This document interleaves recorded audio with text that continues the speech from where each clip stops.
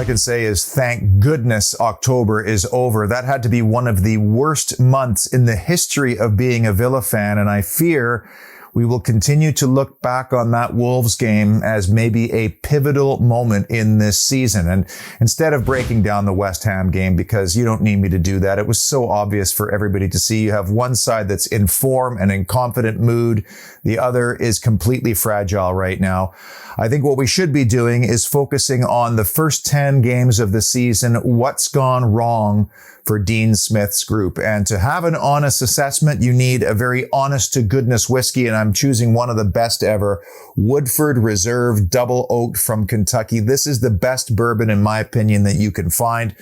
As we reflect on 10 games, 10 points for Aston Villa.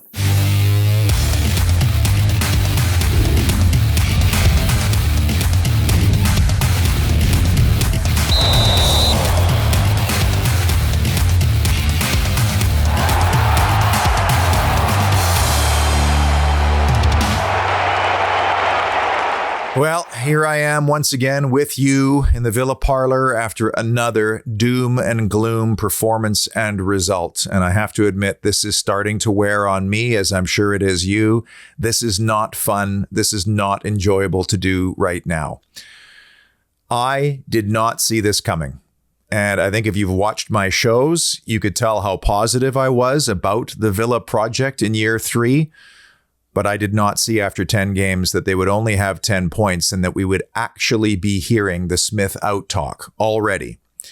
Then again, I was also someone who, despite seeing and smelling the billowing smoke, that there was actually fire around the Jack Grealish departure rumors. I, for one, felt that he was not going to abandon this project at this stage with his boyhood club. But he did. And we are now starting to see that you cannot replace a once-in-a-lifetime generational talent with one player, or for that matter, even 3 players. You can't do it. The club was building everything around him. He was the face. He was the talent. He was it all. And they were going to try to accommodate him to keep him happy and to keep the club moving in the right direction. And now we can fully see the gravity of his loss. And I know it's taken 10 games, but it's starting to sink in. And I realize how important that moment was when he said, I don't want to stay here, and what that does psychologically for everybody else involved in the football club. And these people, the Smith out crowd that post these statistics of Dean Smith without Jack Grealish in the lineup, I don't know what that even means. Is it Dean Smith's fault that Jack Grealish was injured for 12 games last year? Is it Dean Smith's fault that Jack Grealish left the football club? No on both counts. So let's stop posting those stats because they mean absolutely nothing in the context of this season. With regards to the West Ham United match specifically, we absolutely positively must concede, and this is important in context, that this is a bona fide top 6, but even possibly a top 4 club. They have one of the best midfielders in the country in Declan Rice, who's going to be a 100 million pound player one day. He could do it in the attacking front. He could do it defensively. They are rolling with 8 undefeated away from London Stadium. And so that makes them the worst possible club that you could face on the back of 3 straight defeats. We have to tip our hat and we have to point out that that is the kind of club we want to become one day. And they are always going to be difficult because they could do it to you in so many different ways. And that doesn't matter if you're Aston Villa or you're Manchester City. As far as the game itself, the goals allowed in the first half were so easy to dissect, and they were the only ones that matter because the first goal is always a game changer, and it changed the mood inside Villa Park. Declan Rice able to play a ball freely out to Johnson, who's wide open. He's covered by 2, Target and Bailey. Bailey nowhere near tight enough in the end, and they show him onto what they think is his weaker left foot, only for him to plant it into the bottom corner. But it's the 2-1 goal, the game-winning goal in the end, that's a killer because it happens 4 minutes after Villa equalized. They get the crowd back on board. They have momentum again. And just like at Spurs, they give it away. And it starts with Villa trying to play out of the back, forced into a poor ball, and 16 passes later, Declan Rice has enough time to be able to tee it up and put it in the bottom corner with nobody anywhere near enough to try to prevent the shot from happening in the first place. Emi Martinez won't be happy, but he had so much time to settle it. And even though he didn't hit it that great, all he needed to do there was to put it on target, which he did. So these are the three big issues that have plagued Villa through the first 10 games of the season, as we focus not so much on the micro issues from the West Ham game itself, but the bigger macro issues that have Aston Villa on 10 points from 10 games. And first honorable mention is so obvious. It is mentality. The mental state of two teams could not be more polar opposite than what we saw on Sunday. Aston Villa, since Wolves, is fragile, afraid. It doesn't look like they enjoy going to training or playing games. They probably are looking and saying, don't choose me, Gaffer. Leave me out. I'm going to dig a hole and bury myself. Whereas West Ham is absolutely rolling. They can't wait to train, can't wait to play. If they get scored on, they dust themselves off. They know they could do it any way they can. And that is such a difficult place to get to, but David Moye has them in that place. And when you have it, it's amazing. When you lose it, it is so hard to get back.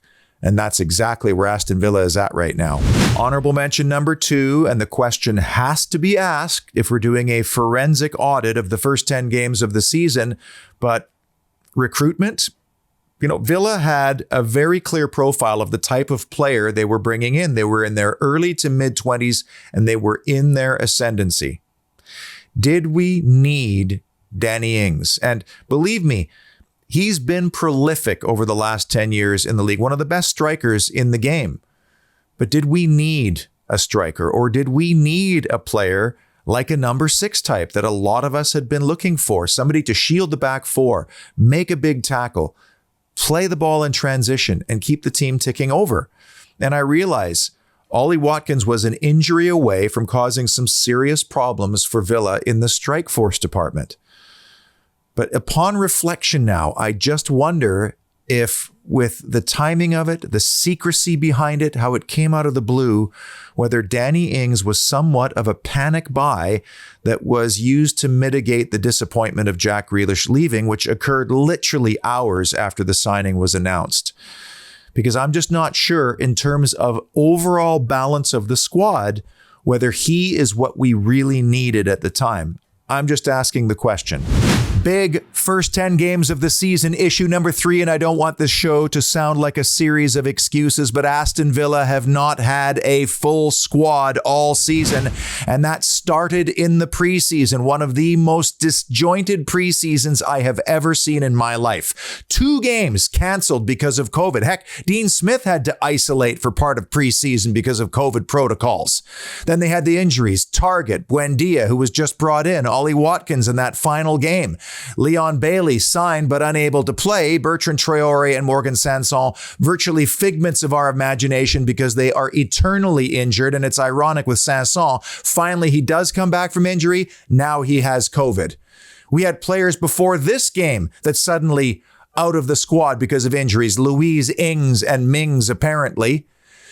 It's just one thing after another. And for those Smith out folks, if you can't put this into context, I'm sorry, but is it Dean Smith's fault that all this has occurred? He's had to try to manage and navigate through it all. Even in this game, 15 minutes in, Jacob Ramsey, the one player who is athletic and mobile and poised enough to break the lines of that very packed block of West Ham United in midfield, goes down with an injury that looks rather serious. And when that happened, you could see it on Dean Smith's face. He wheeled around and looked like a guy who felt that everything was conspiring against him. In retrospect, that opening day performance at Watford was kind of a harbinger of things to come, especially with regards to a poor defensive effort. We were slow on the shift that day, which meant we weren't very good in the midfield. We certainly weren't fit, see Buendia and Target, and we were lacking ideas and ruthlessness until it was too late.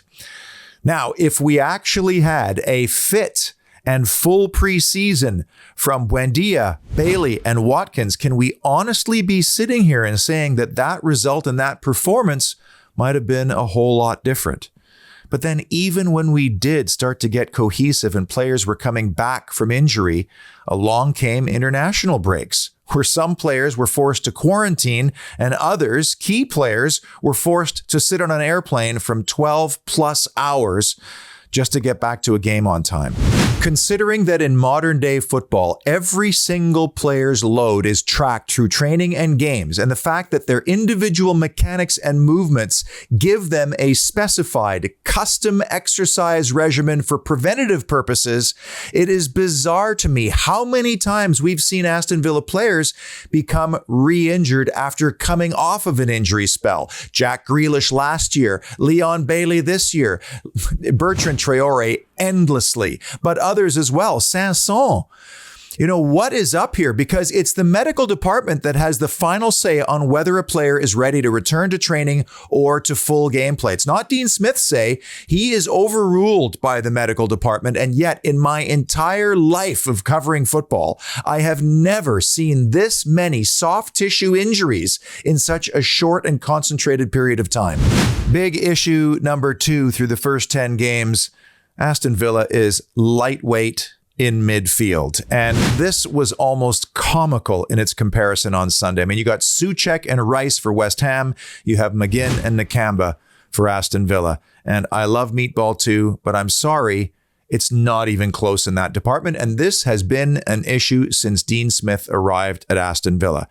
And this is why I had to ask the question of recruitment. We brought in 3 attacking players. Who is getting those players the ball? Even Douglas Luiz, it's impossible to know what he is from game to game. He started his tenure with us actually contributing with some goals. But what is he really? So this is something that we have to talk about because it was so apparent and obvious that Villa was going to lose the midfield battle again in this game. At this stage, it is almost impossible to know if Morgan Sanson will ever be a factor in the Aston Villa midfield for a prolonged period of time, because we've seen basically, half an hour of him at Chelsea this year in the Cup, and he did all right in that game, but otherwise he's been a complete and total write-off. We don't have anybody that appears to be coming through the youth ranks in that role either. We don't have an excellent attack-minded midfielder or an excellent defensive midfielder, whereas West Ham United has 2 of them. Souček and Rice, they could do both. Marvelous Nakamba, sorry, he has errors in him. John McGinn, I've called him mercurial because he is woefully inconsistent from week to week. And Douglas Luiz, what is he? Is he a 6? Is he an 8? Is he either or both? After 3 years, we still don't know. Before you sort out your midfield recruitment strategy, you must identify clearly what type of team you want to be. Do you want to be a pressing team that then wins balls in transition and attacks? Do you want to sit and counter like they have in the past? Or do you want to be a combination of both of those types of teams? Do you want to be a possession team? No matter what they determine, in all 3 of those scenarios, Villa has the wrong personnel. It's that simple. Without a dependable number 6 or a strong defensive midfielder, your 2 number 8s can't go and support the attack and take the risk to help overload at times. And without those 2 type of players, you've now left your front 3 or whatever your front looks like isolated and disconnected. And the number 1, 10 games into the season, big issue is our defensive identity is gone. Last season, only 2 teams had more clean sheets than Aston Villa, Man City and Chelsea. And that all started after the lockdown, Project Restart, when Dean Smith got his hands on this team and as a unit changed the entire way they were going to play defensively in order to survive, and it worked. And that felt like it carried over into last year with the addition of Emi Martinez and Matty Cash to make them stronger. But that has all disappeared now. And Aston Villa is regularly shipping 3 goals in a game. And please don't tell me that is down to John Terry leaving, because you do not become a bad defender overnight, and you don't suddenly forget how to defend as a unit over time. They have to get back to what they were then, and that is as a team, more resolute in their own third. Great defending as a unit starts from the front, and this is where Ollie Watkins is very effective. He presses properly, he works hard, and that means that the opponents are putting the ball into areas they probably don't want to, and where Ollie Watkins' teammates can then support him.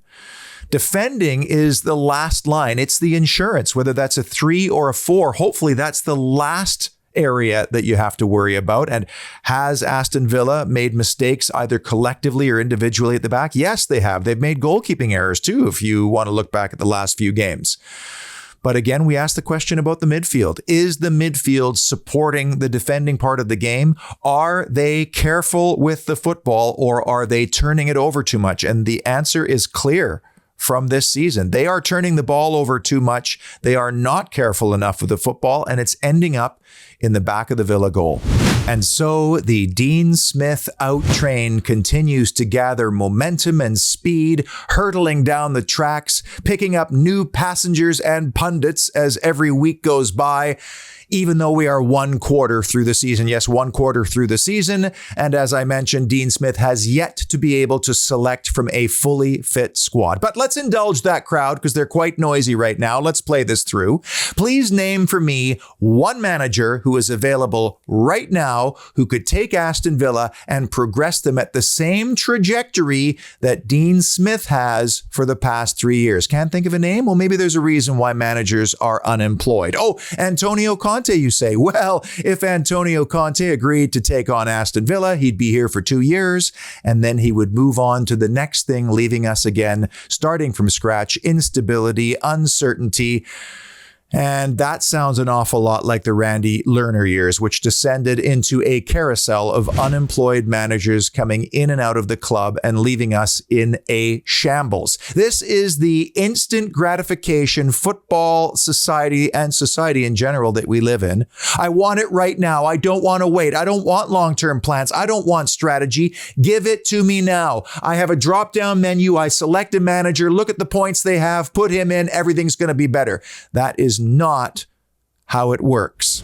The other option, of course, is to poach somebody who's currently employed at another club. And although you're going to have to pay that club compensation, I don't think cost is really a factor for Aston Villa, which is exactly what they did with Dean Smith in the first place. They identified he was the right guy for the job. They approached Brentford, brought him in. But just understand, all these fantasy football people who think that just making a managerial change is going to magically solve all the problems, there are going to be a lot of unsettled people in the club, especially the players, especially Dean Smith's guys like Ezri Konsa, Watkins, probably Mings, and others. And that's not necessarily a bad thing that they're unsettled.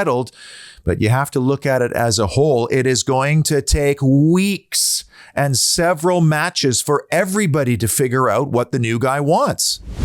Generally speaking, of course, any new manager you bring in will want their own people to come with them. Aston Villa have only just brought in Aaron Danks and Austin McPhee. Craig Shakespeare's been the number 2 basically from this season on.